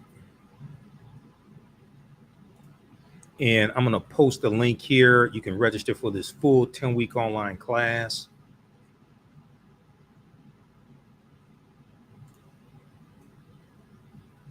from the Civil War to the Civil Rights Movement and Black Power, 1865 to 1968. Normally we do this on Sundays, but I'm doing it today because I'll be tied up Sunday. I'll be at an event. And so I said, we'll make, this is class number 6. I said, we'll make this class free. We're actually going to do 12 sessions this time around teaching this class. So as soon as you register for the full course, you can go back and watch the previous classes that we've done. They're archived. And even a year from now, 2 years from now, you'll still have access to the full class. Okay, causes of the Civil War. In the mid-19th century, while the United States was experiencing an era of tremendous growth, a fundamental economic difference existed between the country's northern and southern regions. A fundamental economic difference existed between the country's northern and southern regions. In the North, manufacturing and industry was well established, and agriculture was mostly limited to small-scale farms, while the South's economy was based on a system of large-scale farming. Okay, take a look at this here. I'll be right back. Read that. I'll be right back. Just a minute.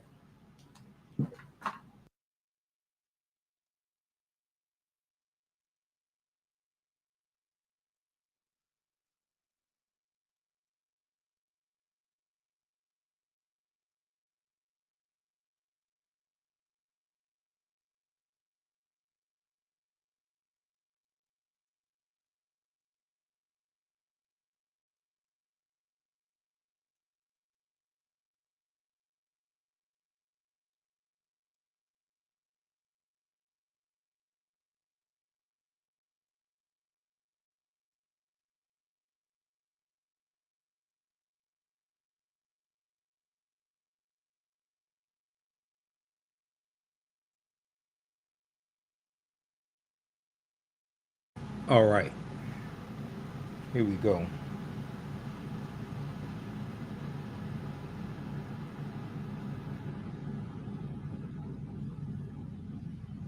Okay, let's continue.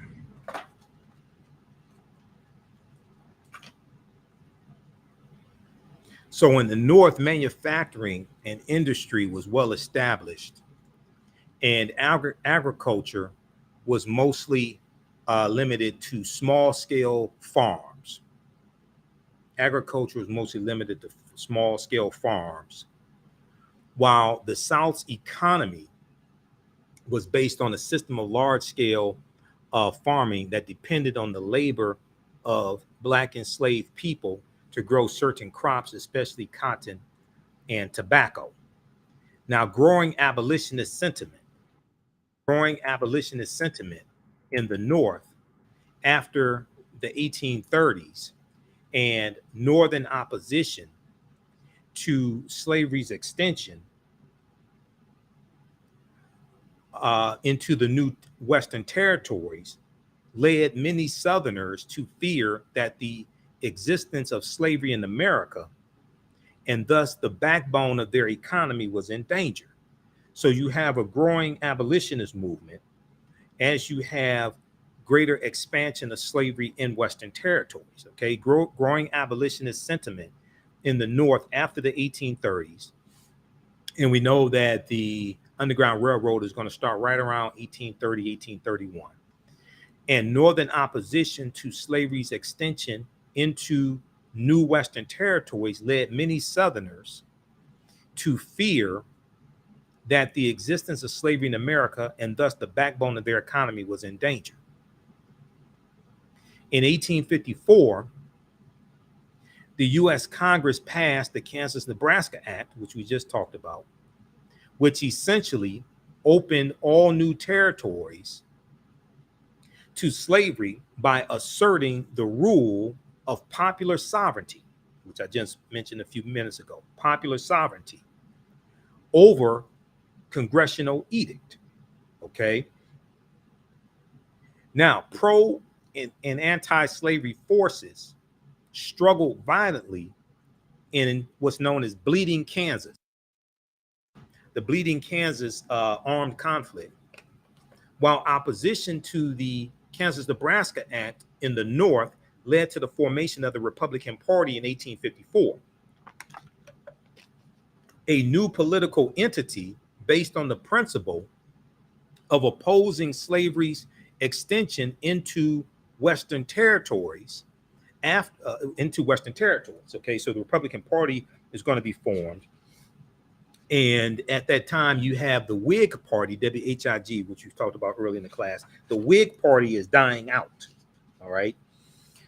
After the Supreme Court's ruling in the Dred Scott case, in their decision, March 6, 1857, confirmed the legality of slavery in the territories, the abolitionist John Brown's raid at Harper's Ferry, Harper's Ferry in Virginia in 1859 convinced more and more Southerners that their northern neighbors were bent on the destruction of the peculiar institution known as slavery, the peculiar institution that sustained them. So we're going to see these different events that lead up to the Civil War taking place. Abraham Lincoln's election in November 1860 was the final straw, and within 3 months, 7 southern states, South Carolina, Mississippi, Florida, Alabama, Georgia, Louisiana, Texas, had seceded from the Union. Even as Lincoln took office in March of 1861, because the Confederate States of America is formed March 4th, 1861. Even as he took office March of 1861, in his inaugural address, Confederate forces threatened the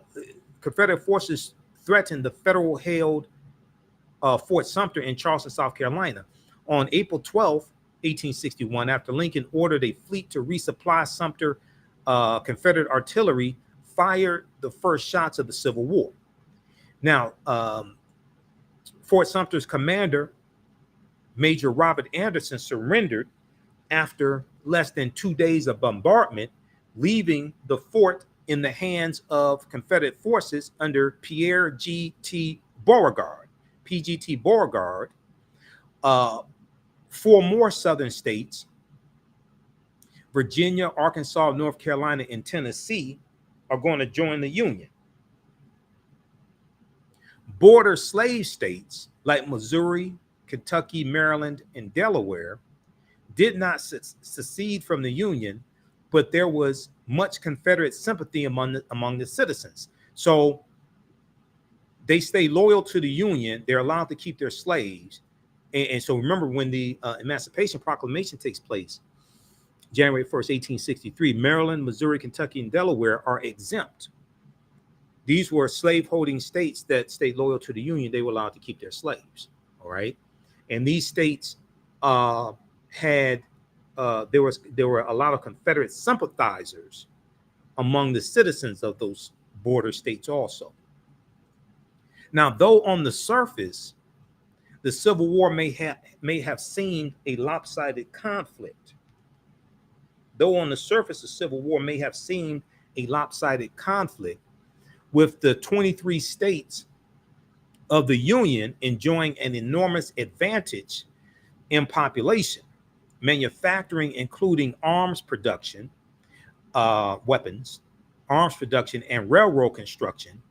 The Confederates had a strong military tradition, along with some of the best soldiers and commanders in the nation. Now, they also had a cause that they believed in, preserving their long-held traditions and institutions, chief among these being slavery. And when you read the statements of secession of these states that secede to the Union, when you read their statements of secession, like Texas and Mississippi, things like that, they talk about how slavery was central to their way of life, and how their wealth was tied up in slavery, and how slavery was so important to their way of life.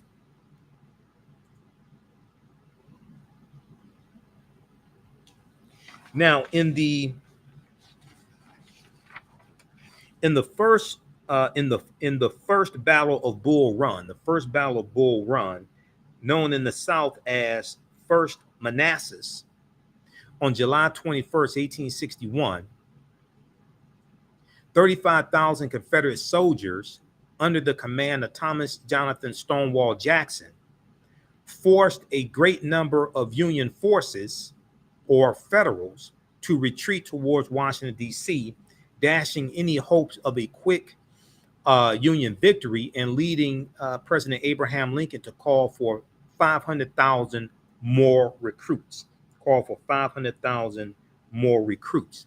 In fact, both sides' initial call for troops had to be widened after it became clear that the war would not be a limited or short conflict. Now, if we look at 1862 in Virginia, George B. McClellan, who replaced the aging General Winfield Scott as supreme commander of the Union Army after the first months of the Civil War, was beloved by his troops, but his reluctance to advance frustrated President Abraham Lincoln. In the spring of 1862, General George B. McClellan finally led his army of the Potomac up the peninsula between York and James River, between the York and James Rivers, capturing Yorktown on May 4th, 1862. The combined forces of General Robert E. Lee and Thomas Stonewall Jackson successfully drove General George B. McClellan's army in the 7 days battles, which was June 25th through July 1st, 1862. And a cautious General McClellan called for yet more reinforcements in order to move against Richmond, Virginia. Now, President Lincoln refused and instead withdrew the Army of the Potomac to Washington, D.C. By mid-1862, General George B. McClellan had been replaced as Union General in Chief by Henry W. Halleck, Halleck, though he remained in command of the Army of the Potomac. Now, General Robert E. Lee then moved his troops northward and split his men, sending Thomas Stonewall Jackson to meet Pope's forces near Manassas, while General Lee himself moved separately with the second half of the army. On August 29th, 1862, Union troops led by John Pope struck Thomas Stonewall Jackson's forces in the second battle of Bull Run, also known as Second Manassas. The next day, General Lee hit the Federal left flank with a massive assault, driving John Pope's men back towards Washington. On the heels of his victory at Manassas, General Lee began the first Confederate invasion of the North. He began the first Confederate invasion of the North. Now, despite contradictory orders from President Abraham Lincoln, Halleck and General McClellan was able to reorganize his army and strike at General Lee on September 14th in Maryland, 1862, driving the Confederates back to a defensive position along Antietam Creek near Sharpsburg. On September 17th, 1862, the Army of the Potomac hit General Lee's forces, reinforced by Thomas Stonewall Jackson's forces, in what became the bloodiest single day of fighting. Total casualties at the Battle of Antietam, also known as the Battle of Sharpsburg, total casualties numbered 12,410, out of 69,000 troops on the Union side and 13,724 of around 52,000 for the Confederates. Okay. The Union victory at Antietam would prove decisive as it halted the Confederate advance in Maryland and forced General Lee to retreat into Virginia. So this was a turning point for the Union. The victory at Antietam, and it's going to be after this that you're going to have the preliminary Emancipation Proclamation that's going to be issued September 22nd, 1862. All right. Okay, so the Union victory at Antietam would prove decisive as it halted the Confederate advance in Maryland and forced General Robert E. Lee to retreat into Virginia. Still, General George B. McClellan's failure to pursue his advantage earned him scorn of Lincoln and Halleck, who removed him from command in favor of Ambrose E. Burnside. Now, Ambrose E. Burnside's assault on General Lee's troops near Fredericksburg on December 13th, 1862, ended in heavy Union casualties and a Confederate victory. He was promptly replaced by Joseph Fighting Joe Hooker, General Joseph Hooker, and both armies settled into winter quarters across the Rappahannock River from each other. Now, after the Emancipation Proclamation, January 1st, 1863, Lincoln had used the occasion of the Union victory at Antietam to issue a preliminary Emancipation Proclamation, which was September 22nd, 1862. The preliminary Emancipation Proclamation stated that all the slaves in the territories in rebellion would be free by January 1st, 1863, if those territories did not come back into the Union. The Emancipation Proclamation was a military strategy to bring the South back into the Union.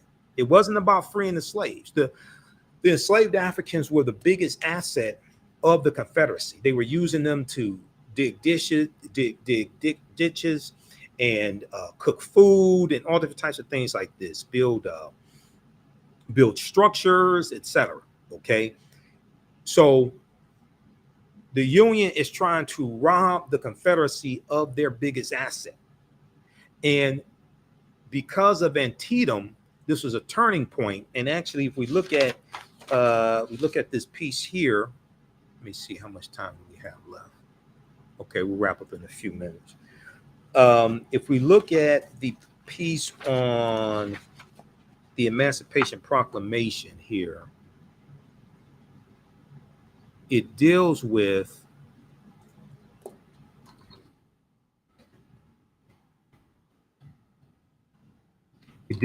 the turning point in the Civil War and the Battle of Antietam.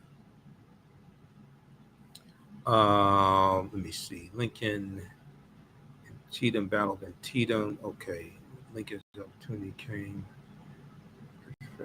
Okay, because his cabinet told him to wait to issue the Emancipation Proclamation until there was a big victory by the Union troops,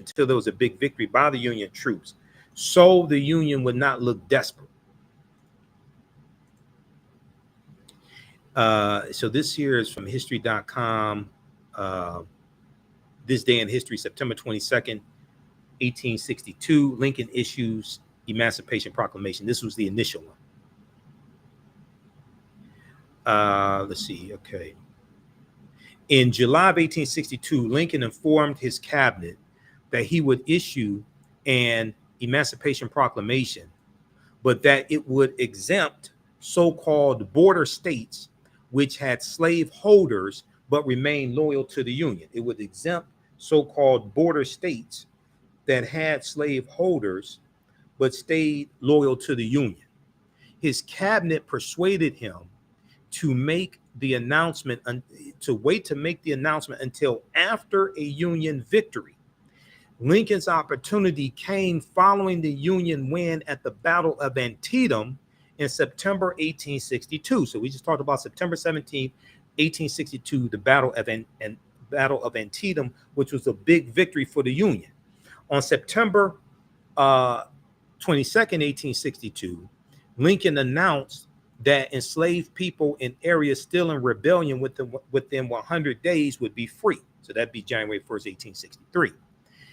January 1st, 1863, Lincoln issued the final Emancipation Proclamation, which declared that all persons held as slaves within the rebel states, quote, are and henceforward shall be free. The proclamation also called for the recruitment and establishment of black military units among the Union forces. An estimated 180,000 African Americans went on to serve in the Army, while another 18,000 served in the Navy, the Union Navy. After the Emancipation Proclamation, backing the Confederacy was seen as favoring slavery. After the Emancipation Proclamation, backing the Confederacy was seen as favoring slavery. It became impossible for anti-slavery nations such as Great Britain and France, who had been friendly to the Confederacy, to get involved on behalf of the South.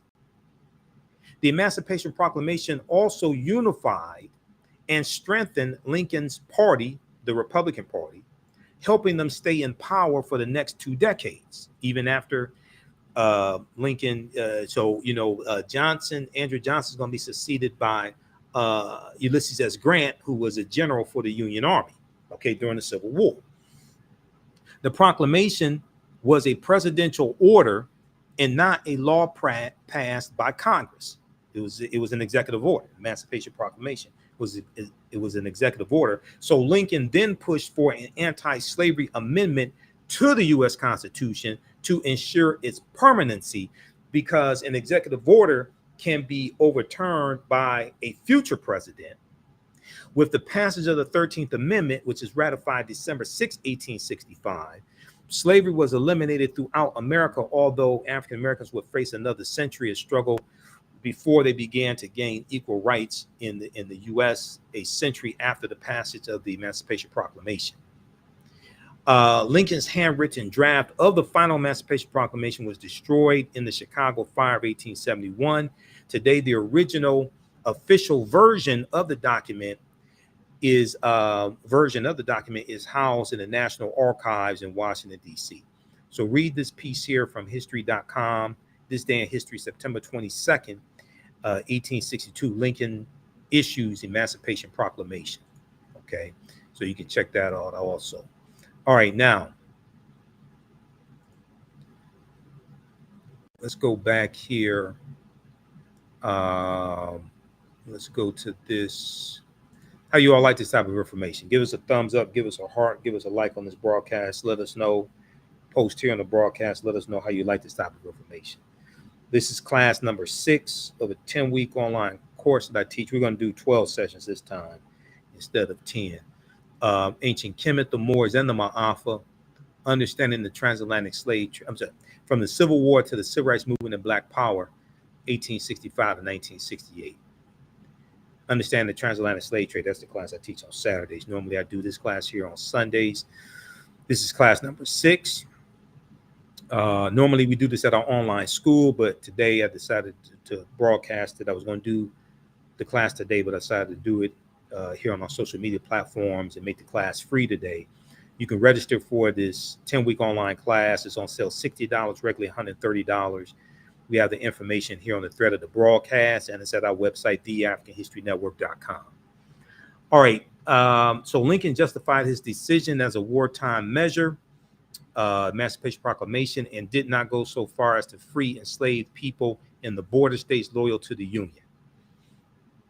Some 186,000 African-American soldiers would join the Union Army by the time the war ended in 1865, and about 38,000 lost their lives. Okay. Okay. So you can read the rest of that there. Vicksburg. Okay. Ulysses S. Grant. In March of 1864, Lincoln put Ulysses S. Grant in supreme command of the Union armies, replacing Halleck, leaving William T. Sherman, in control in the West. Grant headed to Washington, where he led the Army of the Potomac towards Lee's troops in Northern Virginia. Despite heavy Union casualties in the Battle of the Wilderness and at Spotsylvania, both May 1864, at Cold Harbor early June, and the key rail center of Pittsburgh in June of 1864. General Ulysses S. Grant pursued a strategy of attrition, putting Petersburg under siege for the next 9 months. All right, let's see.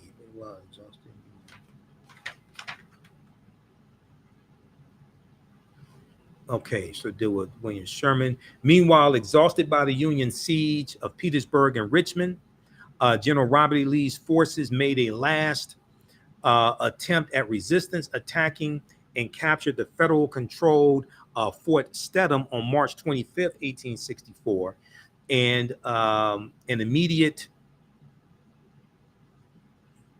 that'd be 1865. An immediate counterattack reversed the victory, however, and on the night of April 2nd to April 3rd, Robert E. Lee's forces evacuated Richmond, Virginia. For most of the next week, Ulysses S. Grant and Meade pursued Confederates along the Appomattox River, in Virginia, finally exhausting their possibilities for escape. General Ulysses S. Grant accepted General Robert E. Lee's surrender at Appomattox Courthouse on April 9th, 1865. On the eve of the victory, the Union lost its great leader. So we know that Abraham Lincoln, he's shot at the Ford Theater April 14th, 1865 by John Wilkes Booth. Lincoln dies the following morning, April 15th, 7:22 a.m. He's shot one time by John Wilkes Booth. General Sherman received General Joseph E. Johnston's surrender at Durham Station, North Carolina, on April 26th, effectively ending the Civil War. Well, just General Joseph E. Johnston is going to surrender then, but is going to go on until 1866. Yeah, General Joseph E. Johnston surrenders April 26th, but the Civil War is going to continue to a much lesser extent and officially come to an end in August of 1866. All right, so that deals with the Civil War. So next class, we'll get into the Reconstruction Era, 1865 to 1877, which is a period of time when African Americans are making a lot of advances in owning land, and we have the 13th, 14th, and 15th Amendments that take place. We're going to we have the Civil Rights Act of 1866. Civil rights didn't start with Dr. King and the Montgomery bus boycott. Civil rights goes back to 1866. So we're going to see this, and we're going to see it's going to be political violence that helps to bring about an end to Reconstruction also. Okay, you can register for this 10-week online course that I teach from the Civil War to the Civil Rights Movement and Black Power, 1865 to 1968. We have the information at our website, our new website, theafricanhistorynetwork.com, theafricanhistorynetwork.com. The class is on sale, $60, regularly $130. And we have it in a bundle pack. Okay, we have it in the bundle pack also for, it's regularly $130. We have it in a bundle pack for $100. You get that class and the second class I teach, which normally is on Saturdays, Ancient Kemet, the Moors, and the Ma'afa, Understanding the Transatlantic Slave Trade, what they didn't teach you in school. We're going to post a link here for the bundle pack, and it's at our website, AfricanHistoryNetwork.com also. So you get both classes for $100. We do the sessions live. All the sessions are archived and recorded. You can use this information also with your children. I would say the information is PG-13, okay? So right on the homepage of the website, we have the information for the bundle pack. If you've taken any of my online classes in the past, email me at ahnshow@africanhistorynetwork.com, AHN show at AfricanHistoryNetwork.com, and you'll get a 50% discount. Okay, you can also support the African History Network, $ the AHN show through Cash App, $ the AHN show through Cash App, also through PayPal, paypal.me/the AHN show. This helps us keep doing the research, stay on the air, keep broadcasting, pay some of the bills. And we have that information at our website also. Remember, right now it's correct wrong behaviors, not over till we win. Wakanda forever. And we'll talk